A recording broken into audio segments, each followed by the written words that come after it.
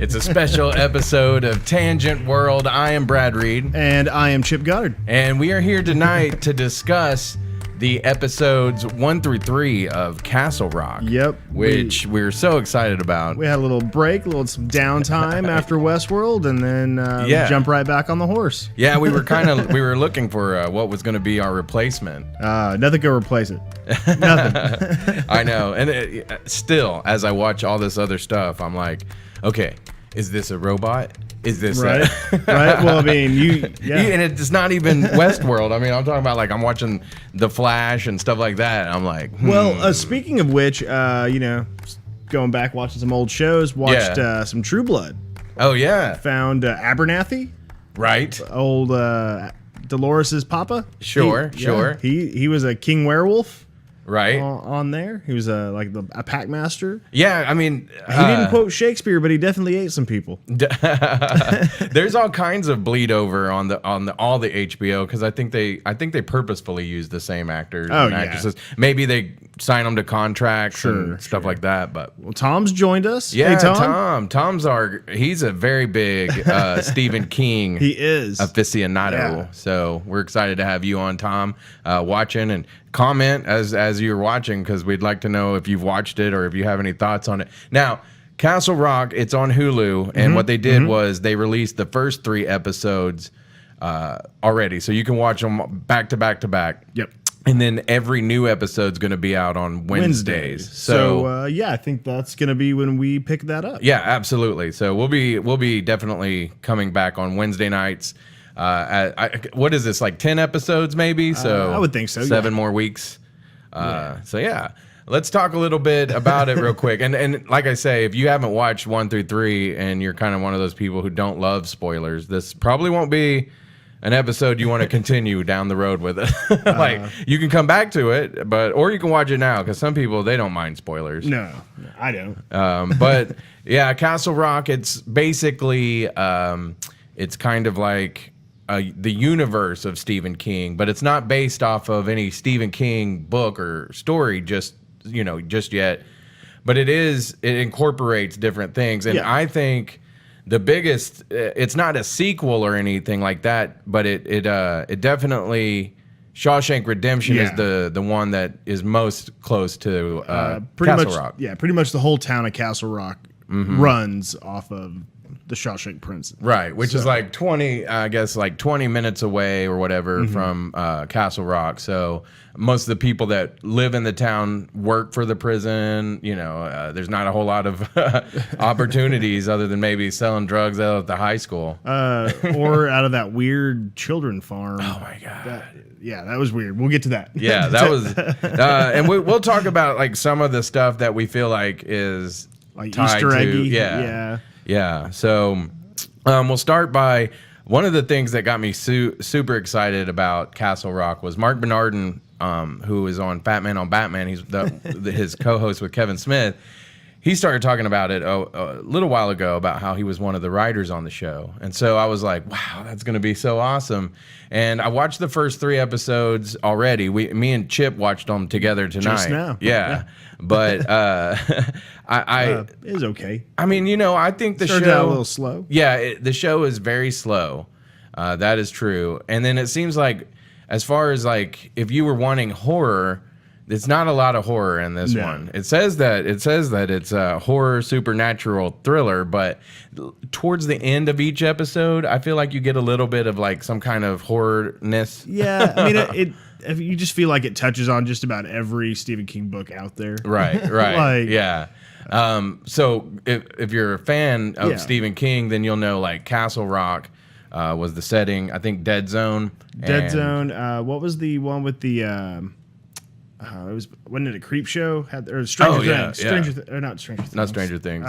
Needful Things. Needful Things, and also Cujo, which hopefully my dog doesn't come running, because I got a dog named Cujo. So, let's go through the cast a little bit real quick. Andre Holland plays Henry Matthew Deaver, and you meet him very first, because it starts back in when would he been a kid? It was the 90s, early 90s. It was he's 39.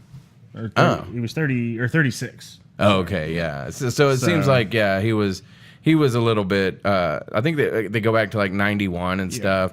But he's a criminal law attorney now. But he was one of the kids that back in the day there was a mystery basically involving his adoptive father. And it's touched on it, in the first 3 episodes, and it's given you the story of what happened, but it really hadn't given you any of the why it happened. Yeah. And a lot of it seems to be that, kind of like Salem's Lot and some of these towns in the Stephen King universe is the town itself kind of has like dairy, even, the town itself is rotten. Yeah. Yeah. It has an evilness about it somehow. Yeah. Yeah. So if the town is evil somehow, is that because it's, because of the people there all these years, or we don't know. Yeah, or just all the things. Melanie Linsky as Molly Strand. She plays a lady who basically has The Shining. Yep, she has The Shining. She's connected to Henry. Yeah. It's almost like an empathy thing where she feels what he feels. Right. There's some weird talk about because a lot of Stephen King flashbacks, time skips are a big thing. So it jumps back to when they were kids. Right. She knows when he's masturbating, and it's all weird. Yeah, that is weird. In perfect Stephen King form. Yeah. I don't know if you've ever read It, but there's like a whole chapter in there that is not appropriate for anybody. Yeah, yeah. Tom Burton says It Grows on You is a great Castle Rock short story that touches on the decay and evil that's in Castle Rock. So check that out. One of the things I love about Stephen King is I love his short stories. I mean, I think his short stories are about the best thing. I love the Stand and Salem's Lot and all those long books, but his short stories are great. Well, he has this really horrible habit of over describing things, and great, just grueling detail. And in short stories, he's limited, and he's not allowed to do that. Yeah, so, that's true. I think he sells books by the pound. So. Yeah, Bill Skarsgård, he plays the kid. Mm-hmm. He doesn't really have a name because the only name he would give him was Henry Deaver when they found him, which was told to him by the warden. Yeah, who we've already said spoilers. Oh yeah, so spoilers. We'll just go ahead and say this. The kid, Skarsgård, he was found in a hole. Right. In the prison in a wing that hadn't been used in like 30 years. Yeah, you get the impression that wing was actually the one that Andy Dufresne escaped from. Right. But there was like a riot or something, and everything was burned. Yeah. And then you go into that, and then go down this manhole. Yeah. And it was just like a cylinder room, like a round room, and just a cage. Yeah. And Skarsgård just hung out in there. Yeah. In the first episode, as the new warden is being shown her office, they make a reference to the warden from Shawshank Redemption. You can still see the bullet hole. Yeah. And the, So like I say, a lot of the references that you're going to find are mostly Shawshank Redemption.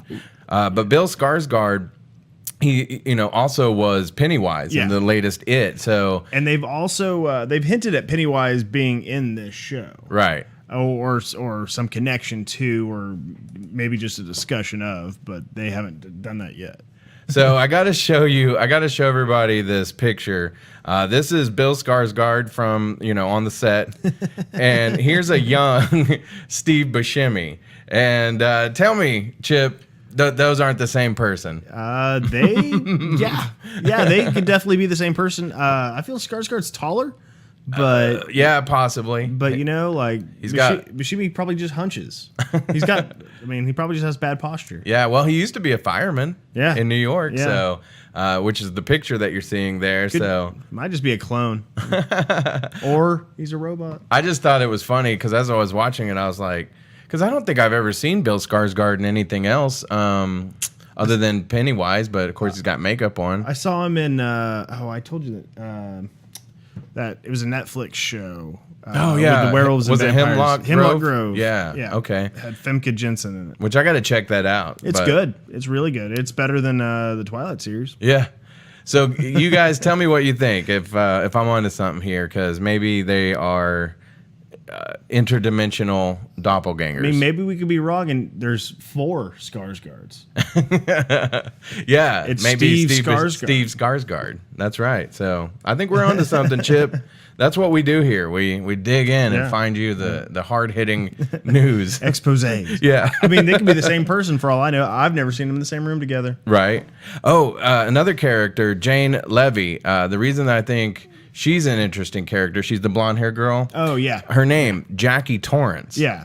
So we don't know if there's any kind of, maybe she's a cousin to Danny Torrance, Maybe they're who just talks to the men in his maybe mouth. they're just trying to go all PC bullshit and gender swap and all that garbage. They had to make her a woman to appease the women. I work with a guy like that. Yeah, you've told me about that. Yeah. he went he's off. not a Star Wars fan, I take it. He's not a Star Wars fan, and then he went off on the Captain Marvel movie. Right. He's like, how are you going to tell me that this chick can come in and beat Thanos? Yeah. Like, come on, dude. It's possible. Women are equals. Yeah.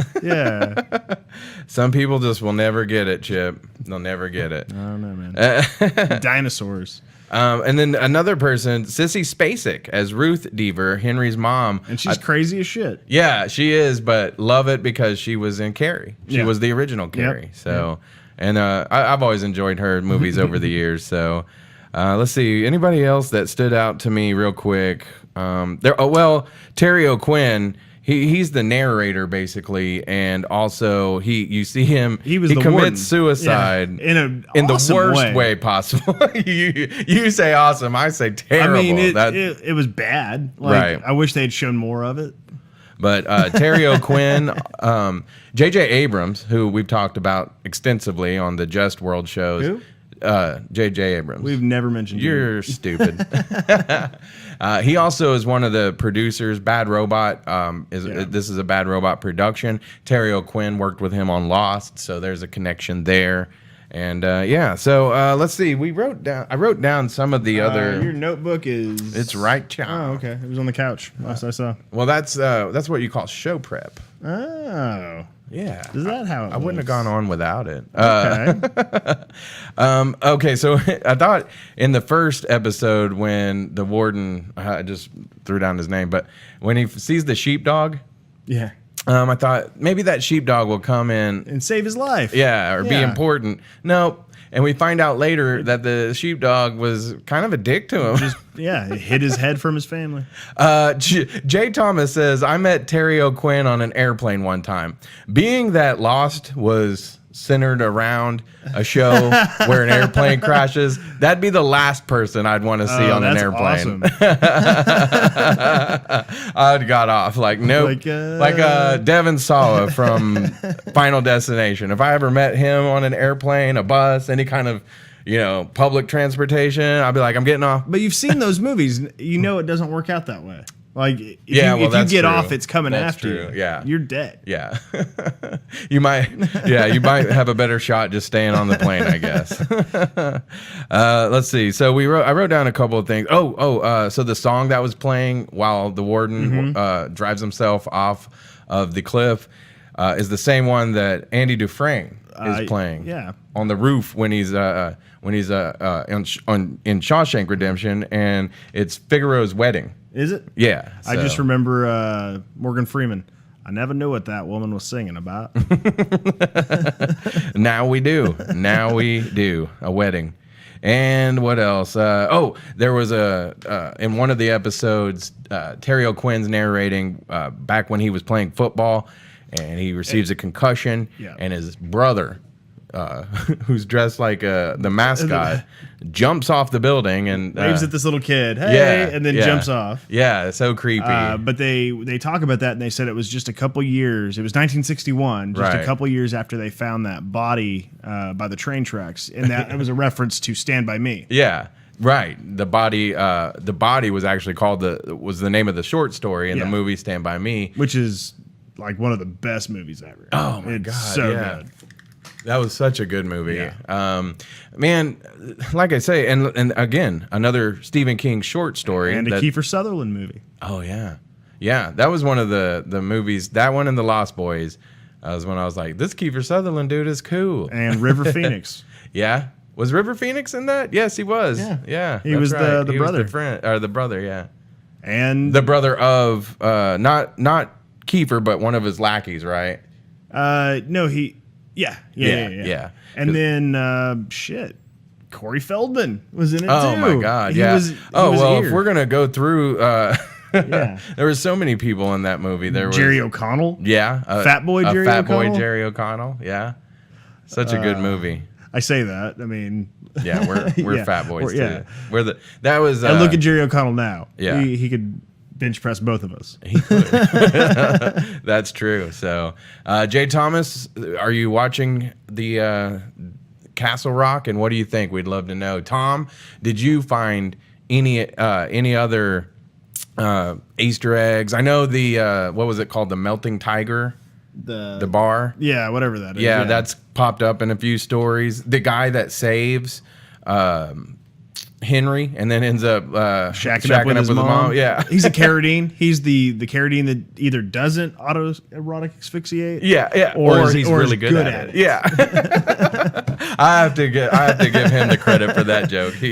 That's the joke he made earlier. That sure sounds like a joke of mine. Yeah, Chip's the one with the. Me and you both have a dark sense of humor, Yes, but yes. you're the more of the one to say it, and I'm more of the one to laugh at it. But yeah, so episodes 1 through 3 again. Yeah. A lot of things that happen where it's really slow. It's a mystery. Not as much horror, but then they sprinkle in a little bit. But And- it's I honestly I wasn't going in super excited to watch these. Yeah. But I'm really kind of digging them now. I'm excited for the new episode. Yeah, I was excited. I'm not gonna lie, I was. But then when I watched it, it was not what I thought it was gonna be. No, but no. I actually kind of envisioned it to be more of like a creep show or like more of an anthology type thing. Where they would intersect. I mean, I guess it is, but I mean, it still could be. true. Because they keep telling us all like the little dark secrets about what's happening all over town. Right, like right. That lady like gassing her husband.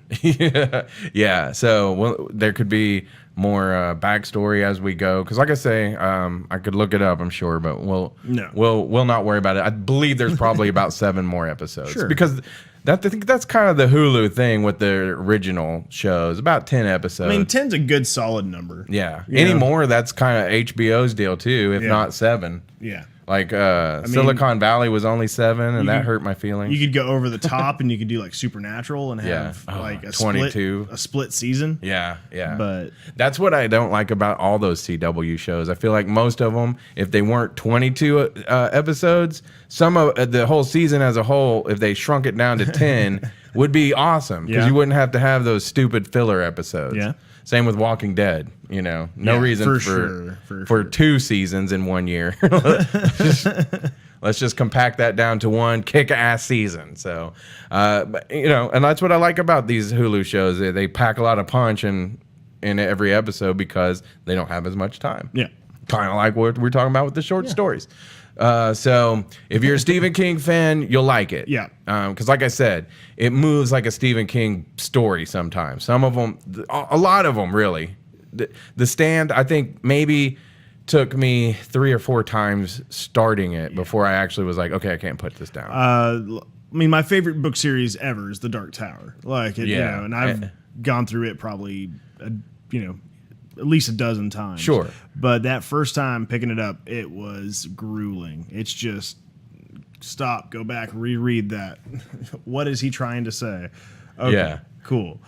Christy Hans joined. Thank you for joining, and let us know if you are a fan of the Castle Rock, what you've thought of 1 through 3 so far. Chip, just off, kind of not on Castle Rock, but just in general, are you a bigger fan of the shows that release all of them all at once? Would you rather watch Castle Rock all at once, as opposed to like Orange is the New Black, which dropped, and I'm 10 eposodes in already. Yeah. Well, I mean, for personal watching, yeah. Yeah. Drop them all at once. Like, Right. give me a weekend. I'll work through them. But for something like this, we had this discussion because we thought this was all going to come out at one time. Right. That just wouldn't have made this fun. It Yeah. wouldn't have made there's no predicting. There's no conjecture. Right. You know. Yeah. So Yeah, I agree with you on that, because that was kind of when we were talking about what's our next show going to be. We were like, if it's one that drops all the way through, and we're gonna watch one episode and talk about it while everybody else is watching the second episode. Right. Yeah.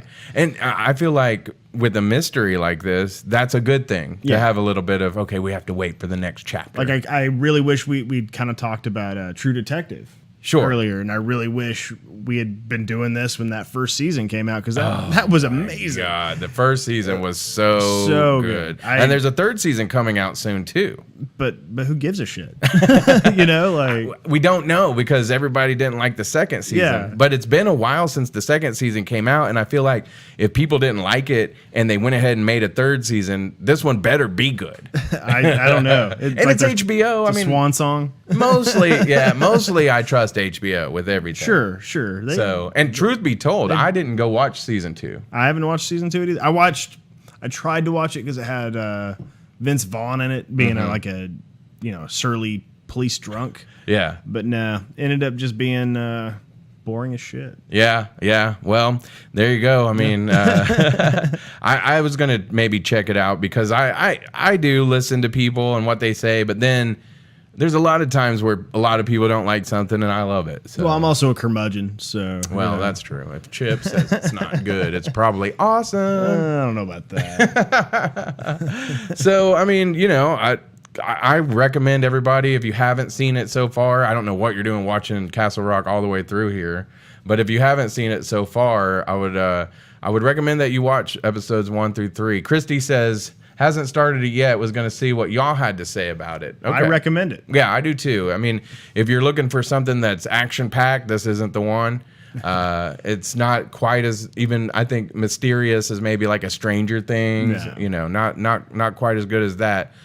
But I don't know. What's a crappy TV show? It's better than that. It's still early on. I mean, it's it could get crazy. I was telling Chip before the show, I actually Sharp Objects is on HBO right now. It's probably, I think, the 4th episode tonight or the 5th episode, and I kind of like that one as a mystery a little bit better. But I think it has a lot to do with my expectations. Sure. Like I said, I was expecting something a little more horror from Castle Rock, and it's an interesting mystery. Yeah, and a little bit of horror sprinkled in, because even when Stephen King, like 11/22/63 and books like that, where it's not a horror book, he's still got a little bit of that in it. Yeah, there's still a lot of fear of the unknown. Yeah, it might not be terrifying like Pennywise, right? Or even The Shining, I think, is one of the scariest books I've ever read. It's pretty scary. And you know what? It's also my favorite Stephen King movie, even though he hates it. Mine too. I love that one. Did you ever see the remake? The remake was a lot closer to the book, and I heard Stephen King preferred that one. And it was good. It had that guy from Wings. Yeah. But meh. It's still not. It's still not Jack Nicholson trying to bash your head in. Yeah. Well, I think you've got to appreciate both of them for what they are, and that's what a lot of people, they get mad about, like, book adaptations and then the movies, and they're different mediums. Sure. And so I don't think I just never think, honestly, that you should, if you love this book, and then you'll be like, well, the movie didn't cover this. Well, it's a different medium, so it's got to be different. I mean, and there's the time constraint, but there's also just so much in a book that you can't, like, in a movie you can't get across what somebody's thinking, really. Not like an inner monologue. And you don't want all that exposition in a movie. Yeah. I mean, you want some, but not all of, like, what a book provides. Yeah. And like you said, inner monologues and all of that. So, but and I've talked about it before, but the Dark Tower movie was garbage. I loved it because I'm happy they did something, right? And I love the characters, and I love the world he created. But yeah, the movie was just absolute garbage if you were expecting the books, right? And if you were expecting a really good movie, is probably not what you were wanting. Ooh, yeah, they need to. I think we talked about this. I would love to see that as an HBO series. I feel like they're still gonna do that. I think that would be awesome because I think it would be a lot better. The Dark Tower was it the Dark Tower movie? That's what they called it, not Gunslinger. Yeah, it's just the Dark Tower movie. I felt like it was an attempt at being almost like a kids movie, like a family movie. Yeah, they made it very odd. Yeah, I didn't like it. Idris Elba, though, I mean, they totally wasted him because he was awesome. Yeah, I mean, he's a 5-star actor. Yeah, why would you put him in a garbage movie? Yeah, but so Castle Rock already a little bit more promising than that movie. Yeah. Oh yeah. Yeah.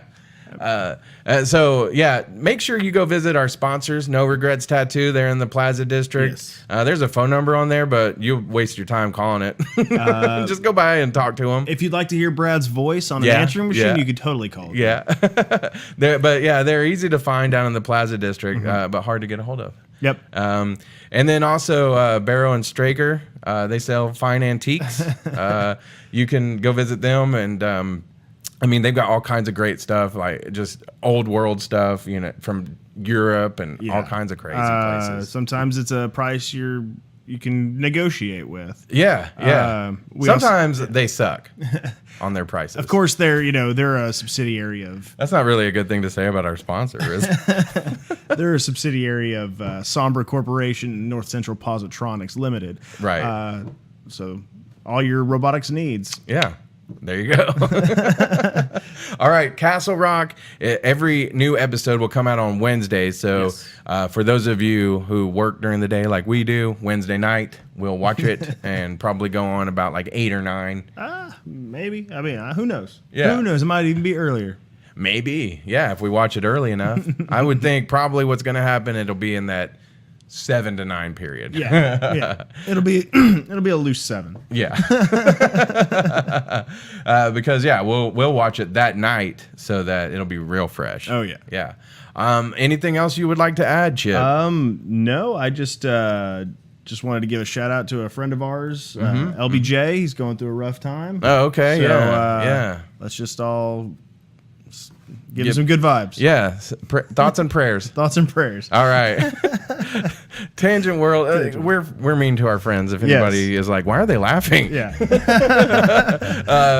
So anyway, we're Tangent World. You can find the podcast on Spreaker, iTunes, also YouTube. We'd love for you to go and give us a rating if you enjoy the show. If you don't enjoy the show, don't bother rating it. Just go somewhere else. Yeah, give us a message. I'd actually, if you hate the show, I'd like to know why. Yeah, give us an email. I mean, this is really really good stuff here. But yeah, and then every Wednesday for the time being, anyway, till Castle Rock's foreseeable done, future. Yeah, we'll be on. So good night. I'm Chip. No, I'm Brad. And I'm Chip. Yeah. Right now it's Tangent He's World. Chip sometimes. I'm Chip sometimes. Yeah. You know how it goes. Yeah. Stupid.